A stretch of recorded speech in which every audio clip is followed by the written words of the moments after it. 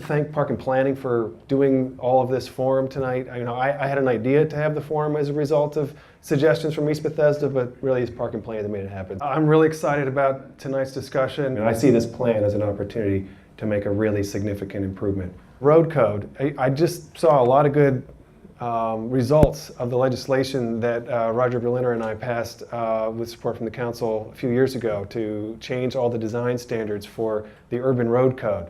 You might have heard about this urban road code because there was a lot of outcry about applying it in Westbard.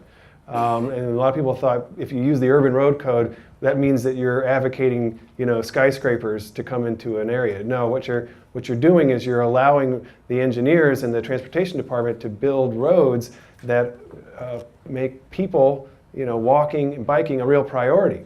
You're allowing us to design roads where cars aren't, speeding cars as fast as possible through is not the highest priority. We have balanced priorities among different kinds of transportation choices that people might want to make. So we're seeing benefits already in this master plan of the ability to propose narrow width roads. If we want a realistically achievable plan, don't start putting things down on paper that assume the road is going to be 10 feet wider, because it would happen probably not in our lifetimes.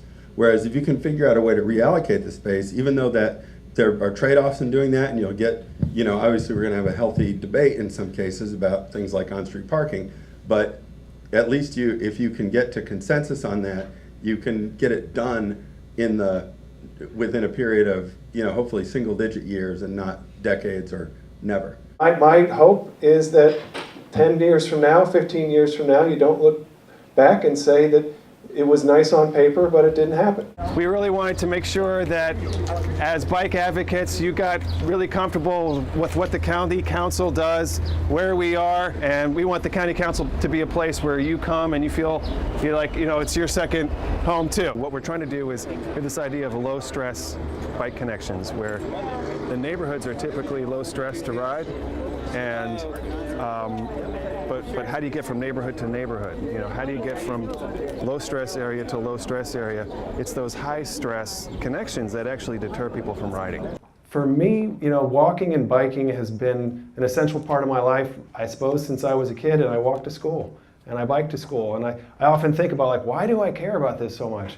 I think it probably started with the fact that I walked to school when I was a kid. It was a mile uphill both ways, but it was a huge part of my life.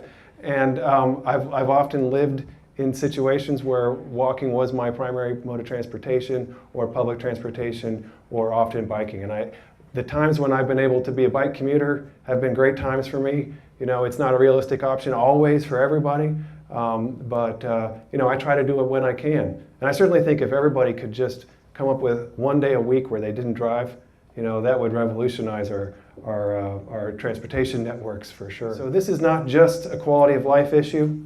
This is not just an issue about making Bethesda a great place to live, although it is.